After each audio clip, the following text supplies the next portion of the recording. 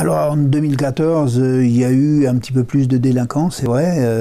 On a eu par exemple des groupes de jeunes qui venaient renverser des bacs à fleurs, carrément des charrettes, une charrette à fleurs, je me rappelle bien.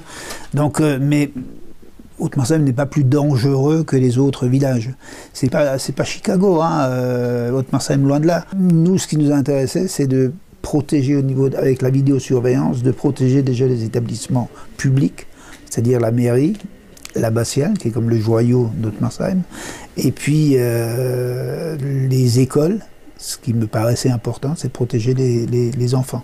Alors je vais vous dire, dans un premier temps, c'était mi-figue, mi-raisin pour les habitants. Donc il fallait beaucoup de pédagogie. À un moment donné, on a mis un gros article sur ce que c'était la vidéosurveillance, qu'on avait le droit de faire, pourquoi on le faisait, où on l'avait fait, etc. Et c'est vrai que c'est aussi un investissement assez conséquent, mais plus on a avancé dans le temps, plus les habitants sont friands de ces caméras. Et aujourd'hui, j'ai beaucoup de gens qui m'interpellent et qui me disent « Mais écoutez, monsieur le maire, surtout n'hésitez pas, allez-y, continuez ». J'ai pas de part dans une société qui installerait des caméras et qui me refilerait des dividendes par derrière.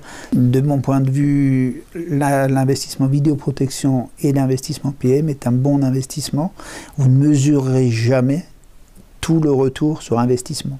C'est-à-dire que quelque part, le fait de dire, voilà, je mets des caméras, je mets une police municipale en place, il y a des faits qui s'avèrent, qu'on constate et qu'on voit, ça c'est clair. Mais il y a beaucoup de choses qu'on ne voit pas. C'est-à-dire c'est aussi dissuasif quelque part. Et dissuasif, vous ne le mesurez pas.